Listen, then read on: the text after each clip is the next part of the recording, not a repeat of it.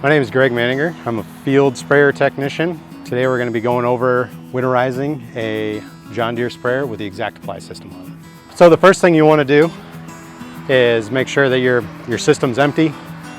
It's just drained from whatever you had in it last time, whether you cleaned it out last time or whatever. And then the next thing you want to do after that is you want to pull your strainers. You want to clean those out. Make sure there's not a whole bunch of crap stuck in them. So you got your main strainer here, and then you got your 3 strainers out on the boom.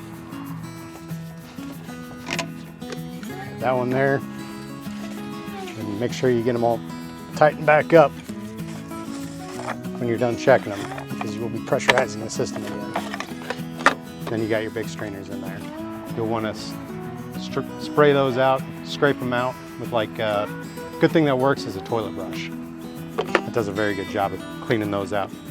And then when you know they're nice and clean, when you kind of look up, point them up at the sun, and then you can see that you can kind of see right through them. After you get your strainers cleaned out, you dump all your product that was in the tank before, or the water, whatever was in it. Then you'll want to fill up here with about 50 to 100 gallons of water, and that'll go straight into your rinse tank. And then we'll run a rinse cycle. There's a couple different ways you can do it. You can do it from the display inside the cab, or you can do it from the fill station here, and it kind of does an automated rinse process where it'll come into the tank, it'll rinse out your inductor, it'll go out the booms, it'll agitate, and it'll do all that stuff, kind of rinse everything out. While we're doing that, we'll add some erase.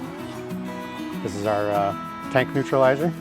And we'll kind of put that into our eductor as it goes through the eductor part of the rinse. And then we'll put a little bit of this Gundown Max. It's just kind of an anti-foaming agent. Because this erase, with that high pressure, that erase definitely makes a foam. So in this system, if you're doing it from the display in the cab, we'll want to make sure that we are set to both A and B on our spray mode, because we want to rinse out both sides of those ExactApply nozzles. And the other thing you want to make sure, and we verified this down below, is that your front side is either a 1, a 2, or a 3. So right now it's set to 1. So that by default means that 4 is going to be open up on the B side. You can come down here and you hit your menu, then you can go to your rinse system button here. And then you can choose, same thing with that keypad down there, you can choose boom only, solution system, solution tank only, and rinse tank transfer. And then you can decide on how much fluid you want going through it and how many times it cycles. And then you'll just hit start, and it'll go down the list and give you a few different readouts just to make sure that everything's working here.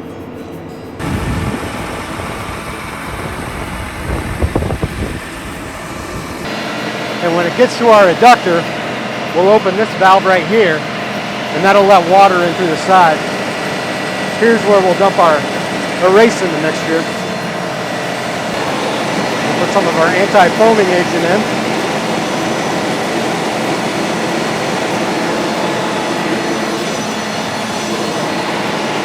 Then we'll open that up, and it'll suck it right through.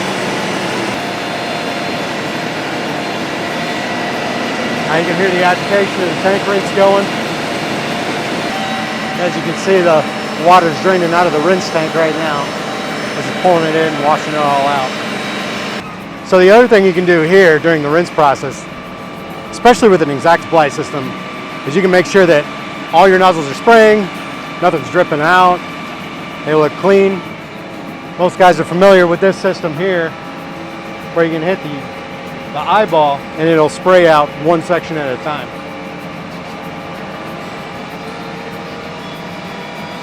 And that way you can walk the boom too, just to make sure that everything's spraying out and getting rinsed out.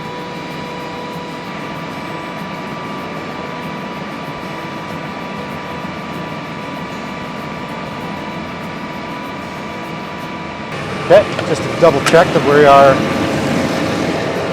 out of water. From this point, since we've sprayed out all our water, usually what I like to do is air purge it. And that will really get the rest of the water out of the system. Obviously, the less water we have, the more potent our winterization fluid is going to be. And this pressure is based on your onboard air compressor, so if you give the engine a little bit more RPM, it'll recharge a little bit quicker. And then we'll hit the button and we'll open it up.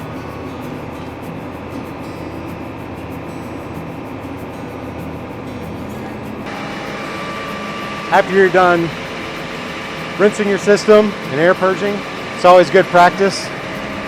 Even though the machine said it went through all the water, it's good practice just to open up the valves to get the last little bits out.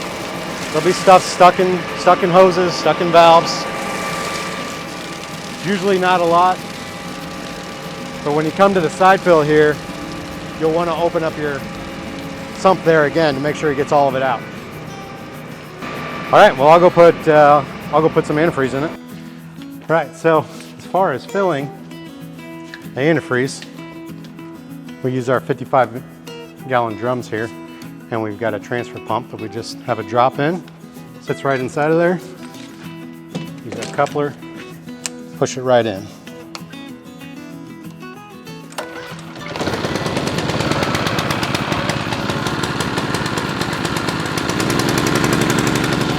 Should be able to see the RV start to climb on that sight tube on that black thing.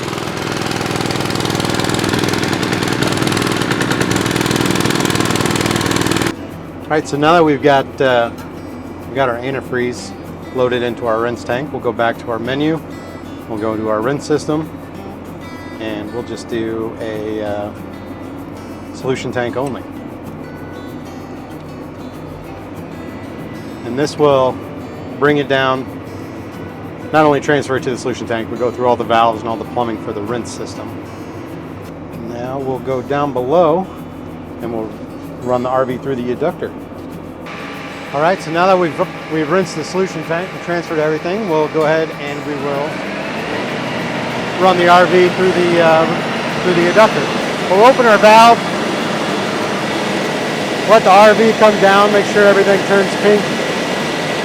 You can push down on the bottle rinse, open that up, which we already did, or you can flood it like we're doing now, and then open it up and let it suck all the way down.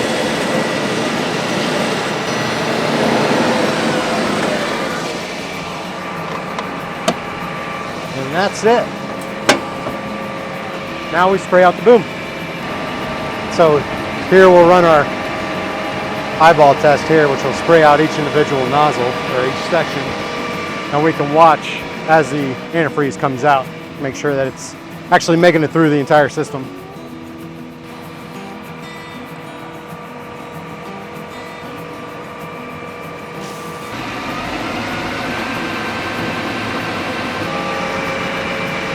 Always check this as your hand wash fills in right here.